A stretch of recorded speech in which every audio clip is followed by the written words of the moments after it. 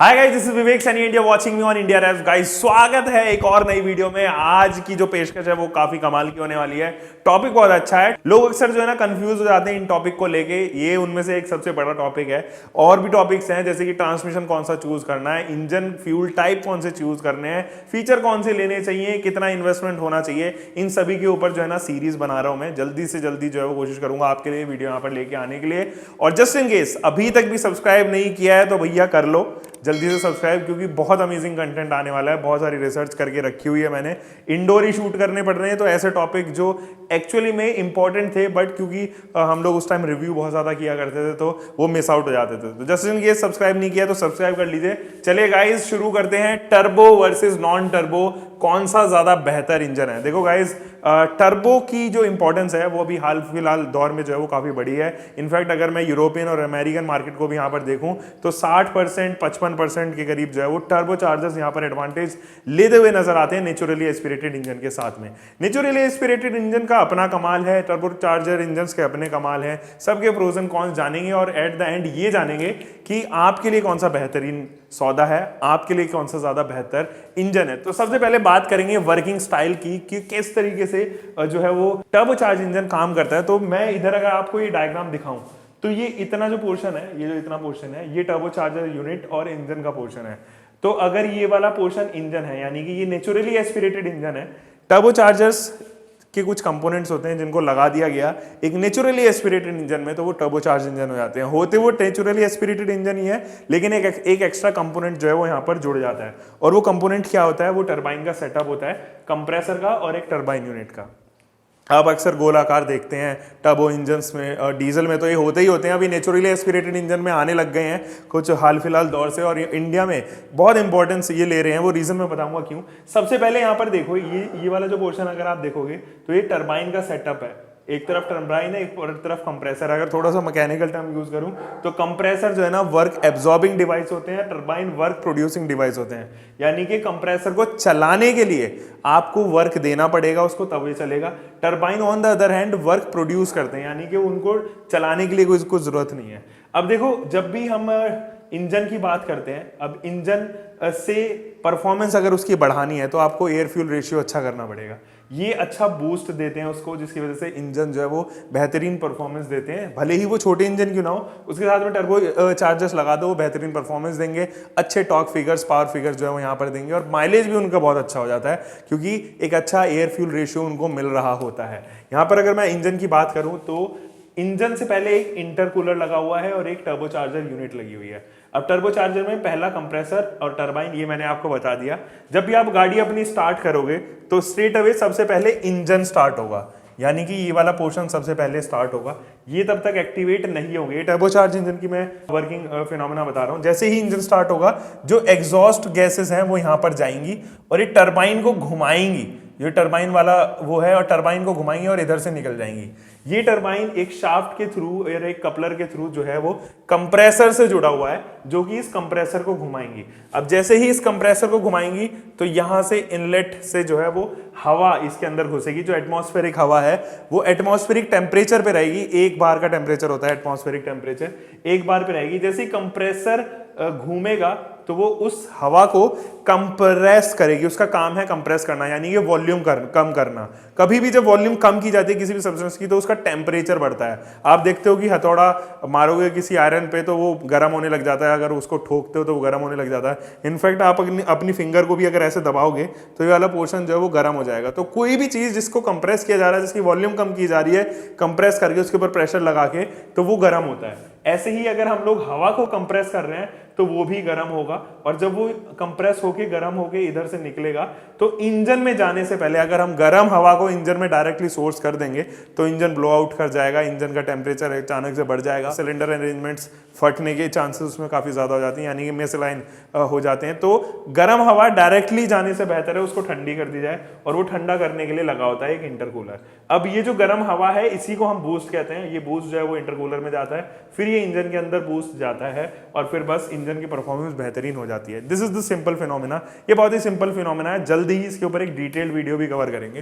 तो ये वर्किंग मैंने आपको यहाँ पर समझा दी। परफॉर्मेंस में कौन सा ज्यादा बेहतर है उनके बारे में जरा बात कर लेते हैं। सबसे पहले मैं पावर एंड टॉर्क कर्व की यहाँ पर अगर बात करूं तो power and torque curve initial RPM से ही इनिशियल बूस्ट आपको देगा यहां पर नेचुरली एस्पिरेटेड इंजन, यानी कि टॉर्क अगर आप देखोगे तो थ्रू आउट आरपीएम्स कहीं पर भी आप उसको रेव कर लो, उनका कोई रेविंग जोन नहीं है।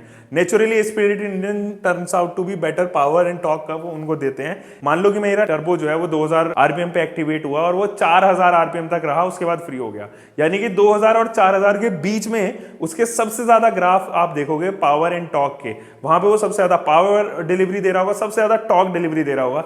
जबकि नेचुरली एस्पिरेटेड इंजन के साथ में ऐसा नहीं है। अगर आप 900 आरपीएम पे से लेके 6000 आरपीएम तक उसको रेव करना चाह रहे हो तो वो इन दोनों के बीच में ही लीनियर आपको पावर टॉर्क देगा, यानी कोई भी आपको आरपीएम देने की जरूरत नहीं है, ज्यादा एक्सेलरेट करने की जरूरत नहीं है। यही रीजन होता है कि टर्बो चार्जर्स के अंदर टर्बो लैग होता है। जैसे ही आपका इंजन 900 आरपीएम पे आइडल कर रहा है, आपने हल्की सी रेस दी, 2000 आरपीएम तो उसको बचाया, तब टर्बो एक्टिवेट हुआ, यानी कि रेस देने के बीच का जो समय है वो समय टर्बो लैग कहा जाता है। अब बात करें पावर लैग की, तो power lag obviously turbo charger engine के अंदर आता है शुरुआती 1-2 सेकंड के लिए। ये वाला टर्बाइन एक्टिवेट नहीं हो जाता, क्योंकि जब तक एग्जॉस्ट गैसेस नहीं जाएंगी इसको चलाएंगी तब तक कंप्रेसर भी चालू नहीं होगा और बाकी की फंक्शनिंग नहीं हो पाएगी। लॉन्ग एक्सीलरेशन में जरूर मैं यहाँ पर टर्बो चार्जर को आगे रखता हूँ। देखो, जब भी नेचुरली एस्पिरेटेड इंजन चलते हैं तो वो शुरुआती दौर में तो एकदम से आपको टर्बो चार्जर से आगे निकलते हुए नजर आएंगे, क्योंकि मैंने बताया था पावर और टॉर्क जो है वो इनिशियल आरपीएम से ही आपके साथ में रहता है। लेकिन जैसे ही टर्बाइन एक्टिवेट होती है तो लॉन्ग एक्सेलरेशन में टर्बो चार्जर्स यहां पर बेहतर साबित होते हैं आखिर तक जाने के लिए। क्विक एक्सेलरेशन आपको भले ही नेचुरली एस्पिरेटेड इंजन दे दे, लेकिन लॉन्ग एक्सेलरेशन टर्बो चार्जर्स देंगे।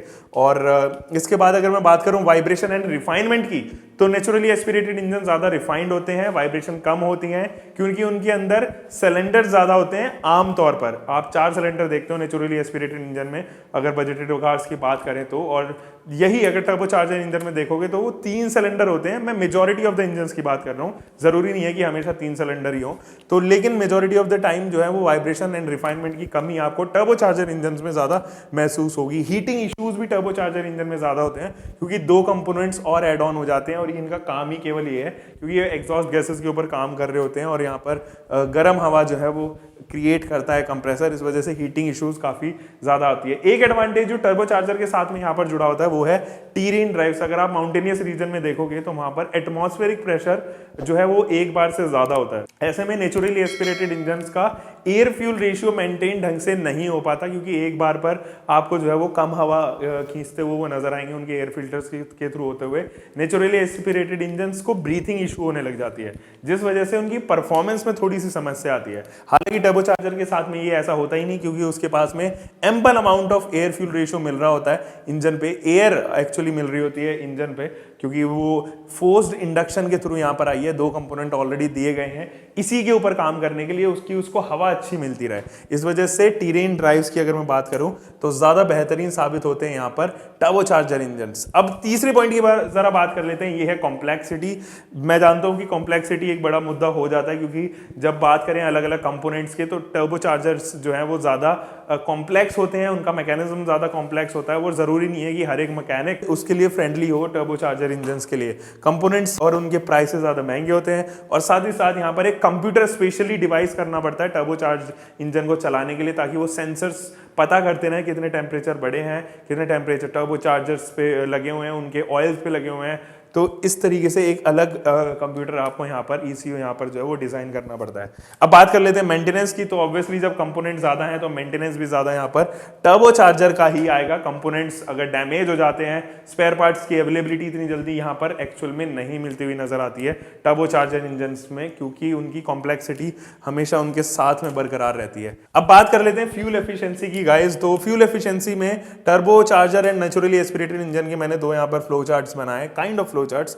तो यहां पर अगर मैं छोटे इंजन की बात करूं, मान लीजिए मेरे पास एक 1.5 लीटर का नेचुरली एस्पिरेटेड इंजन है, ठीक है जी, और मुझे उतनी ही पावर एक टर्बोचार्ज इंजन से निकलवानी है, तो मुझे इंजन की जो वॉल्यूम है वो कम रखनी पड़ेगी। फॉर एग्जांपल मैंने 1.0 रख ली, तो यानी कि 1 लीटर का वो इंजन हो गया। अब 1 लीटर का जो इंजन है वो स्मॉल इंजन है, यानी कि उसके अंदर 3 सिलेंडर लगभग आएंगे, 4 भी आप कर सकते हो बट कॉम्प्लेक्स हो जाएगा, तो बेसिकली मैन्युफैक्चरर्स 3 रखते हैं। 3 सिलेंडर के साथ में ऑब्वियसली जब उसकी वॉल्यूम कम है वो घूंट भी कम पिएगी, उसका खाना जो है वो कम रहेगा। आप देखोगे कि छोटे हाथी और बड़े हाथी में डाइट का काफी फर्क होता है, तो छोटा इंजन उस हिसाब से कम जो है वो कंज्यूम करेगा, इसलिए माइलेज जो है वो आपको टर्बोचार्जर्स में ज्यादा मिलेगा। हालांकि अगर आप लार्ज बड़ा इंजन रख लेते हो, जैसे कि 1.5 लीटर का नेचुरली एस्पिरेटेड इंजन है और 1.5 लीटर का ही मैंने टर्बोचार्ज इंजन भी रख लिया, तो फिर जो है वो अगर सेम पैरामीटर्स सेम वॉल्यूम के साथ में अगर आप देखोगे तो यहां पर आपको नजर आएगा कि लार्ज इंजन में टर्बोचार्ज इंजन जो है वो ज्यादा फ्यूल खाते हैं और ज्यादा यहां पर माइलेज कम मिलता हुआ नजर आएगा। हालांकि टर्बोचार्जर इंजन के साथ में एक एडवांटेज और जुड़ा होता है कि वो एनवायरमेंट फ्रेंडली होते हैं, एमिशंस कम निकालते हैं, मोर फ्यूल एफिशिएंट होते हैं। यानी कि एनवायरमेंट से रिलेट अगर हम करें तो ज्यादातर जो है वो आपको टर्बोचार्ज इंजन ही नजर आते रहेंगे।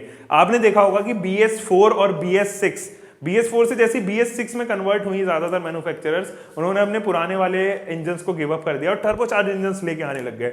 और वो रीजन ये था क्योंकि उनके एमिशंस कम होते हैं और वो एनवायरमेंट फ्रेंडली हल्की से ज्यादा होती हैं कंपैरेटिव नेचुरली एस्पिरेटेड इंजन से, जिस वजह से मैन्युफैक्चरर्स ने सोचा कि ये ज्यादा बेहतर है अपने पुराने वाले इंजन के ऊपर रिसर्च करके उसको BS6 बनाना। इससे बेहतर ये है कि BS4 को बिल्कुल ही कंप्लीटली ड्रॉप कर दिया जाए और BS6 के लिए नेचुरली एस्पिरेटेड की जगह टर्बोचार्ज इंजन यहाँ पर मिल जाए। अब बात कर लेते हैं रिलायबिलिटी का। देखो टर्बोचार्ज इंजन्स में वियर एंड टियर ज्यादा होता है क्योंकि कॉम्प्लेक्स नेचर होता है, कंपोनेंट ज्यादा होते हैं, इस वजह से जो है वो आपको reliability comparatively naturally aspirated engine से कम मिलेगी। हाँ, ये नहीं है कि इनकी लाइफ बिल्कुल भी नहीं होती, आपको तकरीबन 10-15 साल ये कोई प्रॉब्लम नहीं क्रिएट करेंगे। और एनजीटी के रूल के हिसाब से, या इनफैक्ट हमारी खुद 10-15 साल से ज्यादा हिम्मत नहीं होती कि हम लोग कोई भी गाड़ी चला लें। एक ये होता है कि प्रिजर्व करनी अलग बात होती है, बट 10-15 साल में एक एक थ्रेशोल्ड आ जाता है किसी भी गाड़ी के कि भैया इससे ज्यादा हम गाड़ी नहीं चला सकते।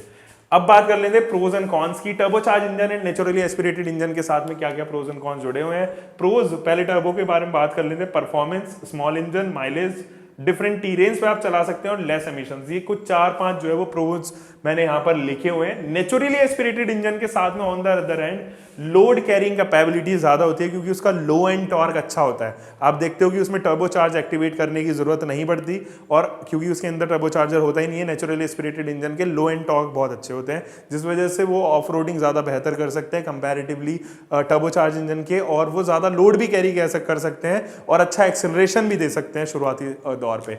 लेकिन इन टर्बोचार्ज इंजन के साथ में एक एडवांटेज मैं आपको यहाँ पर बताना भूल गया कि अब जितने भी टर्बोचार्ज इंजन आ रहे हैं तो अक्सर क्या देखते हैं मैन्युफैक्चरर छोटे टर्बोचार्जर्स लगाते हैं ताकि उनको एक्टिवेट करना जो है वो ज्यादा मुश्किल काम ना हो, टर्बो लैग बचाने के लिए। टर्बो लैग बचाना है तो यानी कि टर्बो को जल्दी एक्टिवेट होना चाहिए, और जल्दी एक्टिवेट कब होगा, जब उसका स्मॉल साइज कर दिया जाएगा और एग्जॉस्ट गैसेस यहां से निकल के उसको हल्के में ही स्टार्ट कर दें। अगर ये बड़ा रखा जाएगा तो एग्जॉस्ट गैसेस का प्रेशर इतना होना चाहिए कि ये टर्बोचार्जर को एक्टिवेट कर दे। स्मॉल टर्बोचार्जर के अलावा जो है वो आप बाई टर्बोचार्जर्स देखते हो, यहाँ पर वेरिएबल टर्बोचार्जर्स देखते हो, जो एक्चुअली इनको धीरे धीरे नेचुरली एस्पिरेटेड इंजन के इस वाले कैरेक्टरिस्टिक्स को, लोड कैरिंग कैरेक्टरिस्टिक्स को भी खत्म करते हुए जा रहे हैं। साथ ही ये क्विक भी होते हैं नेचुरली एस्पिरेटेड इंजन, इनकी मेंटेनेंस काफी कम होती है, स्पेयर पार्ट्स अवेलेबिलिटी ज्यादा होती है क्योंकि ये ज्यादा तौर पर आप देखोगे कि कोई भी मैकेनिक इसको सही कर सकता है किसी भी सर्विस नेटवर्क पे अगर आप देखोगे तो क्योंकि ये बहुत पुराने से चलते हुए आ रहे हैं तो स्पेयर पार्ट्स अवेलेबिलिटी भी आराम से मिल जाती है।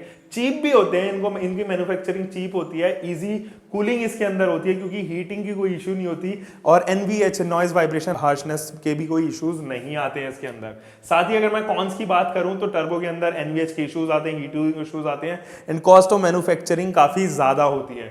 ऑन द अदर हैंड अगर नेचुरल एस्पिरेटेड इंजन की बात करूं तो परफॉर्मेंस, इसकी power and performance upper graph पर यानी कि अपर RPM पे या मिड रेंज जिसको कहते हैं उसमें थोड़ी पुअर होती है। लो माइलेज आपको यहाँ पर मिलता है नेचुरली एस्पिरेटेड इंजन में अगर same kind of power figures देखी जाए तो, एंड पॉल्यूशन क्रिएटिंग ज्यादा होती है। तो ये कुछ 4-5 पॉइंट्स हो गए। अब बात कर लेते हैं प्राइसिंग की। देखो नेचुरली एस्पिरेटेड इंजन जो है वो सस्ते पड़ते हैं कंपैरेटिव अपने काउंटर टर्बोचार्ज इंजन से, और साथ ही साथ यहाँ पर NGT की बात करें, टैक्स बेनिफिट्स की बात करें, मैन्युफैक्चरिंग कॉस्ट की बात करें तो NGT के लिए ज्यादा फेवरेबल यानी ये नेशनल ग्रीन ट्रिब्यूनल के लिए ज्यादा फेवरेबल जो है वो टर्बो इंजन होते हैं। टैक्स बेनिफिट्स आपको यहाँ पर मिलता है क्योंकि ये छोटे इंजन होते हैं, तो अगर आप छोटा इंजन किसी भी गाड़ी में यूज करोगे तो डिफरेंट टैक्स स्लैब्स में वो आएंगे। फॉर एग्जाम्पल यहाँ पर आप 1.5 लीटर का जो इंजन आता है EcoSport में, उसके अंदर छोटा इंजन कोई भी नहीं है। पेट्रोल इंजन उसका 1.5 1000 सीसी का है, जिसकी वजह से वो महंगी पड़ जाती है और लगभग सबसे महंगी अपने सेगमेंट में आती है। ऐसे ही ब्रेजा के साथ में भी अगर उनका इंजन, उसके इंजन जो है वो तकरीबन 1200 सीसी है, उससे नीचे 1000 सीसी के टर्बो चार्ज हो जाते तो उनका प्राइसिंग जो है वो घट जाती।